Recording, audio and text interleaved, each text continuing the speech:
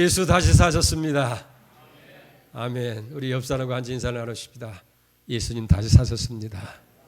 정말로 다시 사셨습니다. 할렐루야. 아멘.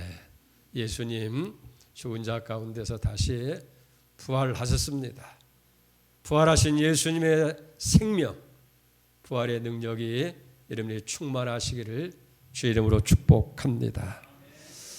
우리가 믿고 전파하는 기독교 복음에는 세 가지 중심 사실이 있습니다. 첫째는 성육신 사건이에요. 하나님이 사람이 되어서 이 땅에 오신 탄생이죠. 두 번째는 속죄의 사건이에요. 그 예수님이 십자가에서 죽으심으로 인해서 인간의 모든 죄를 다 대속했다고 하는 사실. 세 번째는 부활의 사건으로서 십자가에 못 박혀 죽으신 예수님께서 3일 만에 죽은 자 가운데서 다시 부활하셨다. 성육신 사건, 속죄의 사건, 부활의 사건. 다른 말로 이야기하면 예수님의 탄생, 십자가, 이 부활. 이것이 우리 기독교 복음 핵심이 되는 세 가지 사실인 거예요. 이 세 가지 사건은 모두 다 특별한 의리를 가지면서 공통점을 가지고 있습니다. 왜 하나님이 사람이 돼서 세상에 오셨느냐 하는 거예요. 이유는 다른 데 있는 것이 아니라 인간을 죄와 멸망에서 구원하시기 위해서 오셨다 하는 거예요. 요한복음 3장 16절에 보면 하나님이 세상을 이처럼 사랑하사 독생자를 주셨으니 이는 저를 믿는 자마다 멸망하지 않고 영생을 얻게 하려 하심이라. 세상에 오신 목적이 바로 한 사람도 멸망받지 않고 다 구원받게 하려 하심이라 하는 거예요. 그래서 예수라고 하는 이름 그 자체도 마태복음 1장 21절에 보면 아들을 낳으리니 이름을 예수라 하라. 이는 자기 백성을 저희 죄에서 구원할 자이십니다 라고 말씀하고 있습니다. 또 예수님께서 십자가에 못 박혀 죽은 것도 죄에서 형벌 때문에 처형된 것이 아니고 우리 모든 인류의 죄를 대신해서 죄 사해 주시려고 주님께서 십자가에 못 박혀 죽으신 거예요. 그렇기 때문에 마태복음 20장 28절에 인자에 온 것은 섬김을 받으러 온 것이 아니라 도리어 섬기려 하고 자기 목숨을 많은 사람의 대속물로 주려 함이라. 그렇습니다. 예수님의 전생의 목표 그게 어디 있느냐고 하면 다시 말해서 탄생하시고 십자가를 지시고 부활하신 그 모든 33년의 생애의 전 목표는 죄에서 우리를 구원하시기 위해 그래서 영생을 주시기 위해서 주님께서 그렇게 하셨다 하는 거예요. 디모데전서 1장 15절 말씀 보면 믿보다 모든 사람들이 받을 만한 이 말이에요. 예수 그리스도께서 죄인 구원하시기 위해서 이 땅에 임하셨도다 하였느니라. 그러니까 인간을 죄에서 구원하시는 일, 그래서 영생을 얻게 하시는 이것이 예수님 전생의 목표가 되셨다 하는 거예요. 자, 그렇다고 한다면 부활이라고 하는 것은 무엇이냐 하는 거예요. 부활의 의미가 어디 있느냐 하는 거예요. 예수 그리스도의 죽은 자 가운데서 다시 사시는 이 부활은 인간의 속죄를 보증하시는 거예요. 만일 예수님께서 십자가에 못 박혀 죽음으로 끝났다고 한다면 그렇다면 인간이 이 죄에서 구원받는다고 하는 것을 무엇을 가지고 보증하시겠느냐 하는 거예요. 생각해 보세요. 부활이 없다고 한다면 예수님이 십자가에서 우리 죄를 대신해서 죄속하는 그것은 이루어질 수 있다고 하지만은 죽음으로 모든 것이 끝나고 만다고 한다고 하면 인간의 종국은 비참 그 자체일 수밖에 없다는 거예요. 우리 죄를 속해주는 이유가 어디 있어요? 구원받고 영생을 얻게 하시는 데에 목적이 있는데, 예수님 십자가의 죽음으로 인해서 주 문제 해결됐어요. 그런데 죽고 끝나고 만다고 한다면, 그 다음 내세가 없다고 한다고 한다면, 인간은 죄 용서한 것은 인정될 수 있지만은 여전히 불쌍한 존재가 될 수밖에 없다는 거예요. 여러분 생각해 보세요. 만일 부활이 없고 우리가 바라는 것이 이 땅의 삶이 전부라고 한다고 한다면 우리의 운명이 어떻게 되겠느냐는 얘기예요. 아마도 세상의 많은 사람들 가운데서 예수 믿는 사람들이 가장 불쌍한 사람일 것이다라고 이야기할 수밖에 없습니다. 그래서 사도 바울은 고린도전서 15장 19절에 말하잖아요. 만일 그리스도 안에서 우리가 바라는 것이 다만 이 세상 삶뿐이라고 한다면 모든 사람 가운데 우리가 더욱 불쌍한 자이르리라고 말하고 있는 걸 봅니다. 나무 가운데는 1000년을 산다고 하는 은행나무가 있고, 물고기 중에는 몇백 년을 사는 거북이 있습니다. 날짐승 가운데도 100년을 사는 학이 있는데, 만물의 영장이라고 하는 우리 사람이 그저 80년, 90년을 살고 장수했다고 얘기한다고 한다면 그것도 그 연한이 수고와 슬픔뿐이라고 한다고 한다면 얼마나 불쌍한 존재이겠느냐 하는 거예요.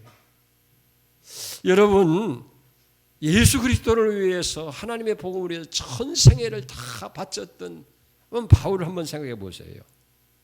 그는 예수를 믿는 것 때문에 예수를 복음을 전하는 일을 위해서 여러분 옥에 갇혔고 수없이 매를 맞았고, 강의 위험과 강도의 위험과 동족과 이방의 위험과 광야의 위험과 바다의 위험, 거짓 형제들의 위험을 당했습니다. 줄이고 목마르고 추위에 떨어야 했고 수없는 고난을 치러야 했습니다. 그것뿐이겠어요. 많은 믿음의 사람들이 예수 믿는 일 때문에, 예수 복음을 전하는 일 때문에 집과 아내와 형제와 부모 자녀를 전토를 다 버렸어요. 그런데 그 모든 것에 대한 보상이 있는 미래가 없다고 한다면, 내세가 없다고 한다면 아마도 이 땅에서 예수 믿는 사람들이 가장 불쌍한 존재일 수밖에 없다 하는 거예요. 근데 인간의 삶이 이 세상의 삶뿐만 아니라 내세 실체를 우리에게 보여주시면서 죽은 자 가운데서 부활에 입증하신 분이 바로 예수 그리스도라 하는 거예요. 다시 말하면 예수님이 죽은 자 가운데서 다시 부활하심으로 말미암아서 우리 인생이라고 하는 것은 이 세상의 삶이 전부가 아니라 분명히 내세가 있고 영원한 영생의 세계가 있음을 우리에게 선포하신 거예요. 요한복음 11장 25절에 말씀하셨잖아요. 예수께서 이르시되 나는 부활이요 생명이니 나를 믿는 자는 죽어도 살겠고 무릇 살아서 믿는 자, 나를 믿는 자는 영원히 죽지 아니하리니 이것을 내가 믿느냐. 또 고린도전서 15장 51절 52절에 보면 보라 내가 너에게 비밀을 말하노니 우리가 다 잠잘 것이 아니요 마지막 나팔에 순식간에 호련히 다 변화하리니 나팔 소리가 나매 죽은 자들이 썩지 아니할 것으로 다시 살아나고 우리도 변화하리라. 아멘. 예수님은 죽은 자 가운데서 다시 부활하심으로 말미암아서 우리의 속죄를 보증해 주시고 우리의 영원한 삶을 약속해 주신 거예요. 오늘 이 부활의 확신과 부활의 생명이 여러분들이 충만하기를 주의 이름으로 축복합니다. 오늘 이 본문의 말씀을 통해서 예수님께서는 부활한 자, 죽은 자 가운데 부활하신 예수님께서 우리에게 세 가지 명령을 하는 말씀이 있습니다. 자, 그것이 뭐예요? 첫째는 믿으라는 명령이에요. 무엇을 믿으라는 말씀이에요? 예수 그리스도의 부활을 믿으라는 거예요. 그러면 어떻게 무슨 근거로 무엇을 통해서 예수의 부활을 믿을 수 있어야 되느냐? 세 가지 이야기가 본문에 나옵니다. 첫째는 빈 무덤이 증거라는 거예요. 십자가에 못 박혀 죽으신 예수님이 장사한 후에 3일째 되는 아침에 예수님의 그 죽은 시신에게 향유를 바르기 위해서 세 여인, 오늘 본문 1절에 보니까 막달라 마리아와 다른 마리라고 했는데 요한복음 16장 1절에 보면 막달라 마리아와 야고보 어머니 마리아와 살로메라고 하는 여인이 향유를 가지고 예수님의 무덤을 찾은 거예요. 그러니까 예수님 십자가에 못 박혀 죽으시고 아마 여인들은 이제 안식이 지나가기 위해서 안식이 지키면서 지나가기 위해서 정말 가슴 졸이며 기다렸을 거예요. 빨리 가서 예수님의 시신에 향유를 받아들이자. 그래서 죽은 그 육신이지만은 썩지 아니하도록 보존을 하자는 그런 열망을 가지고 새벽 일찍이 안식일이 끝나는 새벽 일찍이 무덤을 찾아갔는데 놀라운 일이 벌어진 거예요. 무덤을 지키는 파수꾼은 온데간데 없고 예수님 무덤의 문이 활짝 열려 있고 그 안에 있어야 할 예수님의 시신은 보이지 않고 빈 무덤이었다 하는 거예요. 그러면 예수님의 시신을 누가 가져갔겠어요? 그럴 수 없는 거예요. 여기 당시 종교 지도자들이나 병정들은 그런 것들을 미연에 방지하기 위해서 군사들로 하여금 그 무덤 주위를 지키게 만든 거예요. 또 그것도 부족해서 돌로 무덤 입구를 완전히 막아놓고 그걸 열지 못하도록 인봉까지 해놓았는데 그렇게 굳게 다졌던 그 무덤이 활짝 열리게 됐다는 거예요. 예수 그리스도의 무덤은 빈 무덤인 줄 믿습니다. 바로 이 빈 무덤이 예수님이 죽은 자 가운데 부활하신 확실한 증거가 된다 하는 거예요. 오늘 역사적인 사실을 보면 많은 위대한 사람들의 무덤이 아직도 존재하고 많은 사람들이 그 무덤을 확인하잖아요. 그러나 예수 그리스도의 무덤은 비어있는 빈 무덤이었다. 왜? 죽은 자가 살아나셨기 때문에. 첫 번째 증거입니다. 두 번째 증거는 천사들의 증언입니다. 그때 여인들이 그 자리에서 천사의 증언을 듣는 거예요. 5절 6절 보십시다. 천사가 이들에게 말하 이르되 너희는 무서워하지 말라. 십자가에 못 박힌 예수를 너희가 찾는 줄을 내가 아노라. 그가 여기 계시지 않고 그가 말씀하시던 대로 살아나셨느니라. 자, 와서 그가 누우셨던 것을 보라. 누가복음 24장 5절에도 보면 어찌하여 살아있는 자를 죽은 자 가운데서 찾느냐. 여기 계시지 않고 살아났느니라. 갈릴리 계실 때 너희에게 어떻게 말씀하셨는지를 기억하라. 할렐루야. 예수님은 살아나신 거예요. 이미 죽은 자 가운데서 부활하셨기 때문에 그 무덤에 계실 수가 없었다는 거예요. 자, 그런데 세 여인은 어떻게 해요? 살아계신 부활하신 예수님을 만나기 위해서 그 무덤을 찾은 것이 아니라 죽은 예수, 그 시신에 썩지 않도록 향유를 발라드리기 위해서 그 무덤을 찾고 있었다는 거예요. 그러나 예수님은 무덤을 여시고 부활하셨는데 다시 사신 예수님에게 썩지 아니할 향유가 무슨 필요가 있겠느냐는 얘기예요. 예수님은 십자가에 못 박혀 죽임을 당하기 전에 몇 번씩 예수님이 십자가의 고난을 받아야 하고 3일 후에 다시 살아나야 할 것을 말씀하신 거예요. 한 번도 아니고 여러 번씩 말씀했는데도 그 말씀을 들으면서도 믿지 않은 까닭에 이제 세 여인은 살아나신 예수님을 만나기 위해서 무덤을 찾아온 것이 아니라 예수님이 살아계실 때에 3일 후에 사신다고 그랬으니까 살아나셨을 거야. 그런 일말의 기대를 가지고 무덤을 찾은 게 아니고 오직 죽은 예수의 시신에 향유를 바르기 위해서 향유를 준비하고 무덤에 와서 죽은 예수를 찾고 있었다는 거예요. 그렇기 때문에 누가복음 24장 5절 6절에 보면 어찌하여 산 자를 죽은 자 가운데 찾느냐, 그분은 여기 계시지 않고 살아나셨다라고 그렇게 선언하게 됩니다. 그렇습니다. 천사들의 증언이에요. 어찌해서 산 자를 죽은 자 가운데 찾느냐, 그가 죽은 자 가운데 살아나셨다. 천사들의 증언이 부활의 증거인 줄 믿습니다. 세 번째는 제자들의 변화된 모습입니다. 예수님께서 십자가에 못 박혔습니다. 숨을 거두시다 제자들은 세상이 무서웠어요. 예수님의 십자가에 못 박은 그 무리들이 두려웠습니다. 그래서 저들은 집안에 숨어서 문을 꼭꼭 잠고 숨어버린 거예요. 예수의 죽음은 이 제자들의 모든 희망도 미래도 다 앗아가게 된 거예요.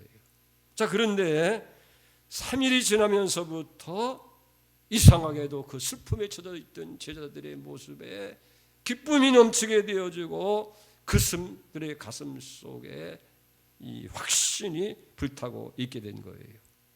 그래서 굳게 닫았던 문을 확 짜고 그들은 다음 데에 나와서 외치고 증언하고 있는 것을 보게 됩니다. 자, 어떻게 제자들이 이렇게 달라질 수 있느냐 하는 거예요.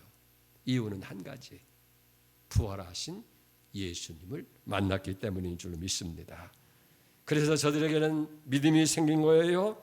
그 다음부터는 두려움 없이 예수의 십자가의 복음과 부활의 복음을 증언하는 증인자들이 되어진 줄 믿습니다.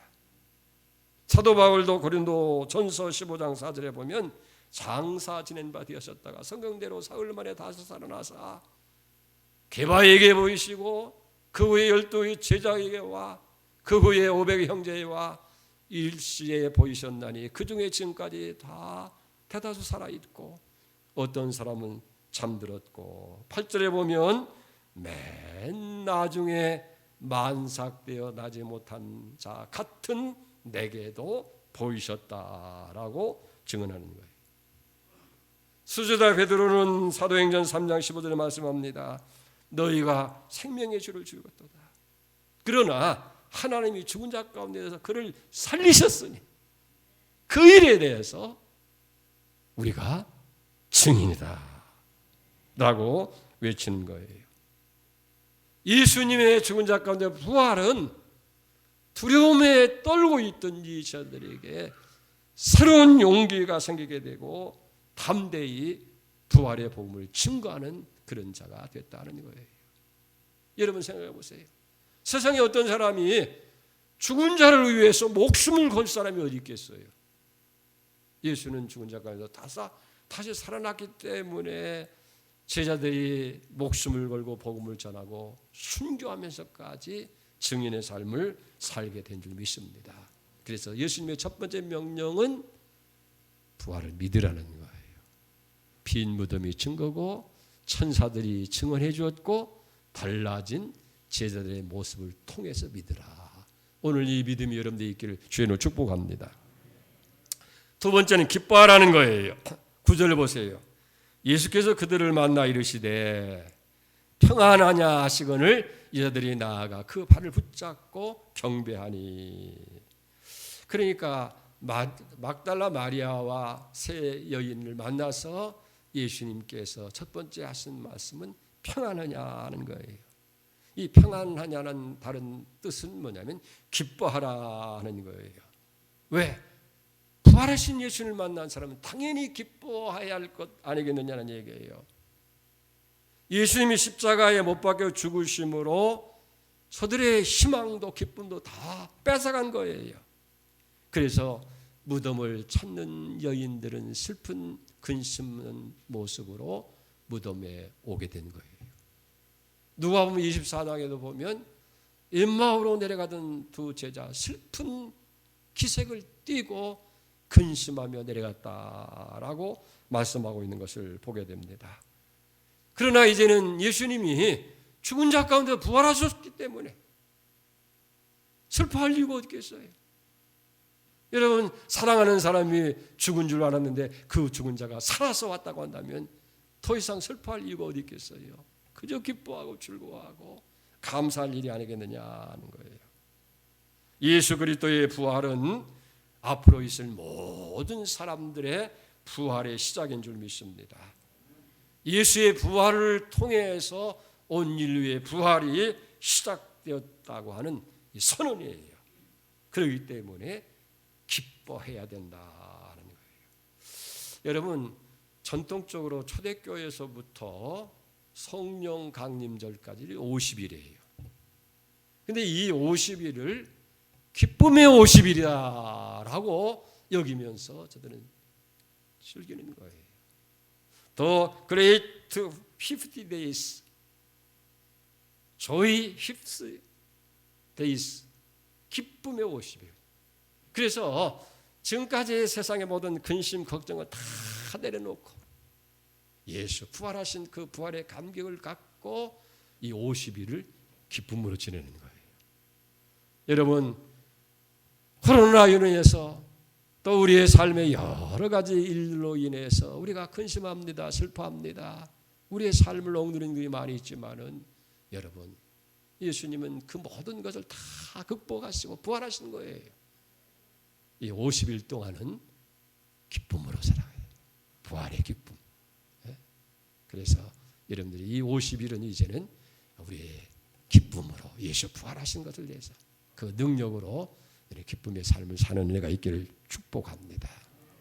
세 번째 명령은 뭐냐면 예수 그리스도의 부활의 사실을 발견하고 확신지 믿는 자들이 행해야 할 첫 번째 의무가 뭐냐? 예수 그리스도의 부활을 증거하고 전파하는 일이라 하는 거예요. 자, 6절 상반절에 봅시다. 그가 여기 계시지 않고 그가 말씀하신 대로 살아나셨느니라. 할렐루야. 또 7절에 보면 빨리 가서 그 제자들에게 이르되 그가 죽은 자 가운데 살아나셨고 너희보다 먼저 갈릴리로 가시나니 거기서 너희가 배우리라 하라. 보라, 내가 너희에게 일렀느니라. 빨리 가서 예수님이 죽은 자 가운데 살아나셨다라고 제자들에게 전하라 하는 거예요. 누가복음 24장 33절에 보면 예수님의 죽으심으로 충격을 받고 엠마오로 내려가던 두 제자가 가던 길에 예수님을 만난 후에 어떻게 됐어요? 곧바로 어두운 길을 되돌아서서 예루살렘을 향해서 탈음질합니다. 날이 새기를 기다린 것이 아니에요. 그 새벽길, 어두운 길을 되돌아서서 예루살렘을 향해서 나가게 된 거예요. 왜? 예수님께서 가서 길에서 되어진 일과 예수님의 떡을 떼실 때에 그들의 마음이 뜨거워진 것과 부활의 주님을 만난 사실을 제자들에게 알린 줄 믿습니다. 그렇기 때문에 부활의 아침, 부활의 확신을 가진 우리들이 해야 할 일은 뭐냐? 예수님께서 죽은 자 가운데 다시 부활하셨다고 하는 이 사실. 그래서 만나는 사람들에게 예수 다시 사셨습니다. 예수님이 죽음의 권세를 이기시고 부활하셨습니다. 그 부활을 믿는 우리도 다시 삽니다. 죽음으로 인생을 끝나는 것이 아니라 죽은 자 가운데 다시 삽니다.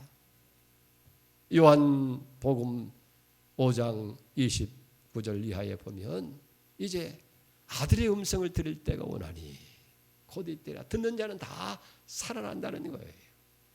선한 일을 행한 사람은 생명의 부활로, 악한 일을 행한 자는 심판의 부활로 나오리라. 여러분, 예수 그리스도의 부활은 오늘 우리의 죄의 속죄를 대속하셨고 우리에게 부활의 확신과 부활의 생명을 주신 거예요.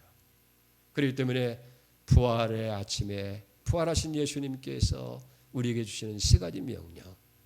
첫째는 예수 그리스도께서 다시 사셨다는 걸 믿으라는 거예요. 그 증거는 피무덤이요 천사들의 증언이요 그리고 변화된 제자들의 모습을 통해서 믿으라는 거예요. 두 번째는 기뻐하라는 거예요. 왜? 주님은 모든 죽음의 권세를 이기시고 생명으로 부활하기 때문에 그 생명을 바라보면서 우리는 기뻐하고, 특별히 성령 강림 주일까지 50일, 이걸 오순절이라 50일 동안을 기쁨의 날로 여러분들이 보낼 수 있기를 축복합니다. 마지막에는 세상의 많은 사람들에게 예수 다시 사셨습니다. 생명의 복음을 증거하는 은혜가 있기를 축복합니다. 기도하겠습니다. 할렐루야. 예수 다시 사셨습니다. 사망의 권세를 이기시고 다시 사신 줄로 믿습니다. 우리 기독교의 복음의 핵심은 성육신 탄생이고 십자가의 속죄고 그리고 죽은 자 가운데 다시 사신 부활인 줄 믿습니다. 오늘 이 부활절 아침에 주님께서 명령하시는 이 음성을 귀담아 듣고 주여 부활의 생명을 가지고 부활의 능력으로 살아가게 하여 주시옵소서. 예수 다시 사심을 믿게 하시고 기뻐하게 하시고 이 부활의 사실을 증거하며 살아가는 증인의 삶을 살게 해 주시옵소서. 예수님의 이름으로 기도 올려옵나이다. 아멘.